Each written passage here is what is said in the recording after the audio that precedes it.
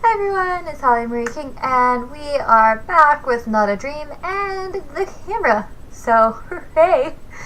Who knows? Maybe next one we won't have a camera. Next one we will have a camera. Oh well, whatever. But yeah, let's just get started. We only have 3 more chapters left. And then we're going to be done with this book, finally, after, a year. Hopefully the next one doesn't take so long. But yeah, anyway, so let's get started. Chapter 22, Moving Forward.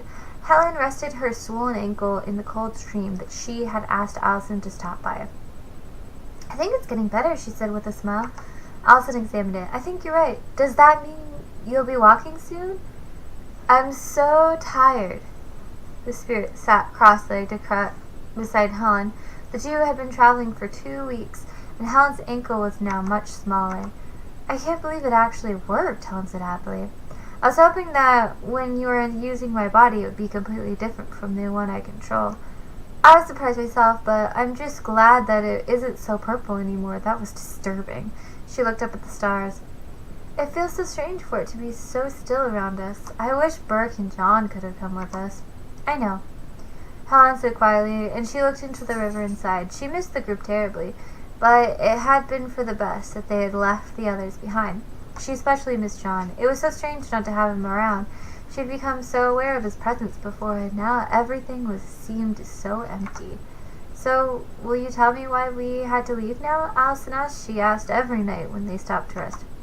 I told you, Helen said patiently. She really didn't want to talk about their escape. You'll find out soon enough. Allison sighed and looked away. Fine. Ellen tripped for what seemed like the 100th time, but she couldn't slow down. Troy was already impatient with her slow speed, and so he made her move far and fast. She missed everyone furiously, but she was already stuck with the crazy, sadistic vampire in front of her. Rosie wasn't even speaking with her. The spirit sat in despair in a deep, dark place in Ellen's mind. The girl feared for the spirit's happiness. How could she have destroyed the happiest being on earth? Lando sat with his feet propped up in the tree branch he had found himself to sit in. He had a book propped open in the palm of his hand and was reading it with a smile on his face. Lando, what are you doing? Monica asked, looking up through the branches. She was wearing a simple dress with flowers embroidered into it. Lando was 3 feet off the ground. Lando looked down to see the woman looking up at him. I'm just reading a book, he explained, looking down at her. I know that, she giggled at him. I was just curious as to why you're reading it in the tree. Well, Lando closed the book with a small thud. In this book, he began to explain as he jumped to the ground, a young man is on a mountain trying to beat the odds. I do not have a mountain to help me feel the reality of such things, and so I am using a tree. Monica giggled again and then turned in a circle. I think that is marvelous. Her smile was wide.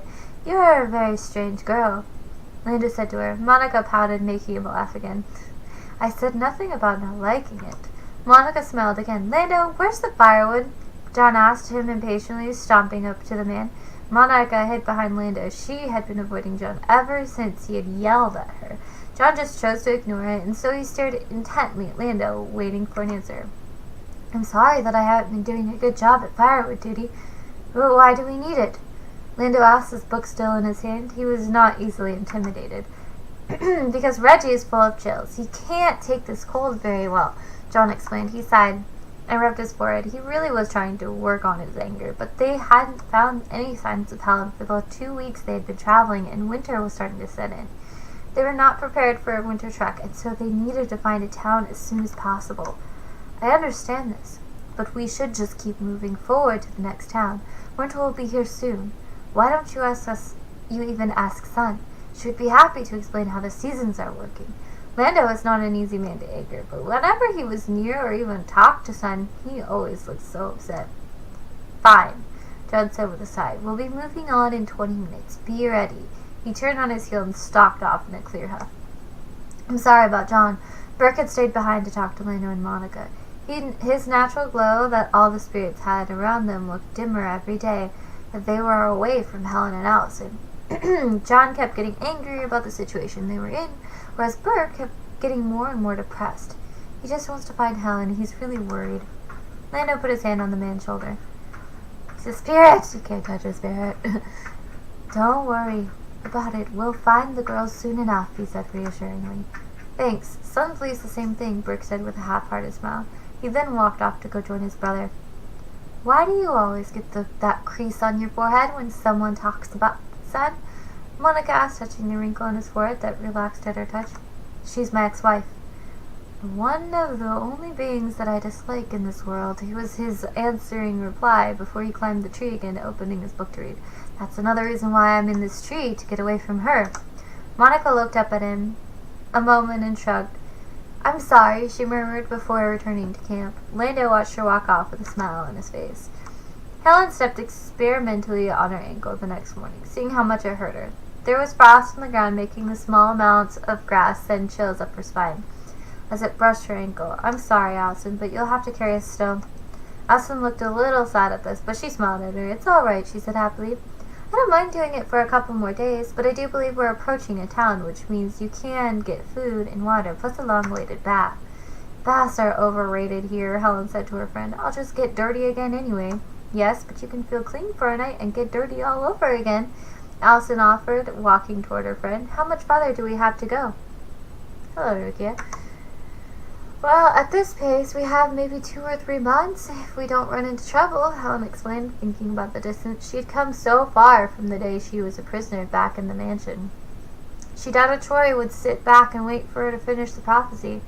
He was one of the ones trying to stop her, after all. Allison slumped at her friend's words. You can't be serious. It'll take that long, she whined.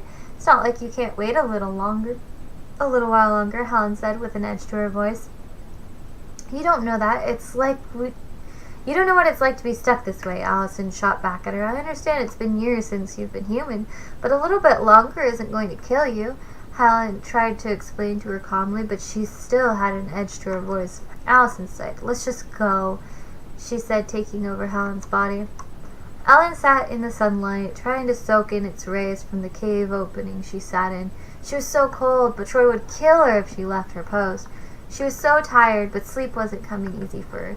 She wasn't used to sleeping all by herself anymore. She had had Rosie's company for such a long time that Ellen found the sense maddening. The spirit then separated from her and sat next to her old friend. Do we really have to do this? Rosie asked Ellen.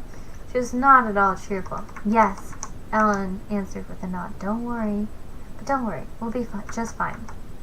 John, honestly, can you make up your mind when it comes to the traveling and sleeping schedule? Andrew asked crankily.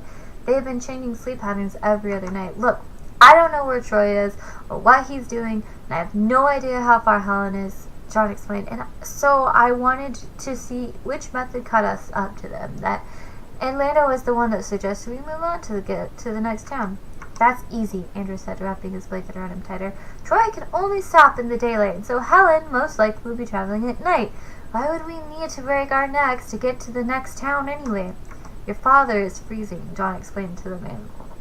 That's why we're breaking our necks. Andrew looked down at the ground in shame. And how do you know that for sure about Helen? John asked him. If you recall correctly, Allison is leading the body. Why don't we just focus on putting one foot in front of the other, okay, boys? Lando cut in, getting nods from the younger men. Hey, look, there's the town, Allison announced. They had walked in silence for a few hours. So when Allison spoke, it made Helen jump. Allison sprang towards the town in pure joy. Wait, Allison. I don't think we can pass through. Helen spoke quickly in the spirit's thoughts. Why? Allison asked. She was soon answered by a sudden invisible wall hitting her square in the face. The spirit stumbled back, rubbing her bruised cheek. Because there's a barrier barring our kind from entering, Helen answered. She tried to move Allison by directing her in the spirit's mind. Let's just go. Hey! Allison called up irritably. A head appeared from over the wall that was just beyond the barrier. Yeah, you. What is the big deal? We don't want your kind here, the person shouted back. Leave before we are forced to kill you. Good advice, Helen murmured inside their joint brain. Well, all right then, Allison said, obviously set with the people on the other side of the wall. She kicked the surface of the barrier every couple of feet just so she could annoy the guards on the other side. This is going to get difficult if the other town is like this, Helen observed. Which means that it will be impossible to get inside, Allison asked her companion roughly. Why don't we just get there and we'll find out? Helen offered. As you wish, Allison said with a sigh. She was not looking forward to the next few days without being clean. Ellen shuffled along the entrance to the barrier Troy had disappeared inside of. She knew he was going to take a sweet time with the villagers in the town they were approaching, so she decided to hang back. He had instantly killed the guards that had been at the top of the wall. One man's dead body had found its way down to the ground below, laying limp in front of Ellen. She shivered when she heard the screams of the villagers from within. You know, you are the biggest loser I've ever seen, a woman holding a rusty axe said from a tree above Ellen. I mean, Troy has difficulty with people at first because they don't want to follow him, but you just gave in right off the bat. The woman was laughing at her. Who do you think you are? Ellen demanded, feeling offended. This woman was almost as bad as John was. Oh, yes! The woman jumped out of the tree and bowed in front of Ellen all in one swift moment. Catch, the vampire hunter at your service. If you're a vampire hunter, then why haven't you tried to kill Troy yet? Ellen asked, forgetting that this woman could kill her with just a glance. Kat laughed at this comment, standing up again. She towered over Ellen. She was oddly tall. You seem to forget that we can't die unless the fog people catch us first. I would kill Troy, but unfortunately I can't quite make it stick that he's dead. How many times have you killed him? Ellen asked. She was happy to have anything to distract her from the poor town in front of her. I believe 4 or 5 times. It's hard to find new ways to kill a vampire. Kat listened for a moment to the wind and then jumped to the side in a swift movement as Troy landed where the woman had been standing. He had been about to attack her. Ah, how are you this evening, Troy? It'd be better if I didn't have something so slow to follow me, Troy answered, straightening. He didn't even look at Ellen. It was almost as if she didn't exist in his eyes, which was fine by Ellen. Helen was the one he wanted, and Ellen hoped it stayed that way. Well, rude. Well, it's been fun. Ow. But I really must be going. There's a vampire that really hates it when I visit. Kat ran off almost the same speed as Troy when he was moving. The job here is done. Let's keep moving. I wouldn't want Helen to be disappointed if I didn't visit her. Troy looked up at the sky. We must find a cave soon as well. Ellen glanced over to see that the man had disappeared, and in his place was a ghost. Troy was given a power that frightened Ellen. He could kill in a world where killing was only possible by a certain group of people. The rest of the group reached the town at daybreak. They were tired from traveling an entire day and were looking forward to nice warm beds. They hoped that no one thought they were the prophesied ones, for then they would have to run for their lives. None of them had the strength to run for their lives. However, there was no chance of them being attacked. The town was completely dead. There was absolutely no one around except for spirits floating about, and they minded their own business. Lando, why don't you go on and look around? John asked, pushing the good doctor forward. Why don't we all look about? Lando offered. I'll go check for supplies, Ron offered. Since they were in the middle of the shopping district, I'll go find us some winter clothes, Reggie offered. He was shaking uncontrollably. He sauntered off, hoping to spot something warm to wear. All he could feel was cold. It had seeped into his bones. I think I'll find us beds to sleep in, Andrew said with a smile on his face. He would sleep in a nice warm bed that night if it killed him. I would love to have a bath, Monica sang as she grabbed Sen's arm and sped off to leave the last two boys together. What if they were waiting in ambush, John asked Lando. I realize you want to find Helen.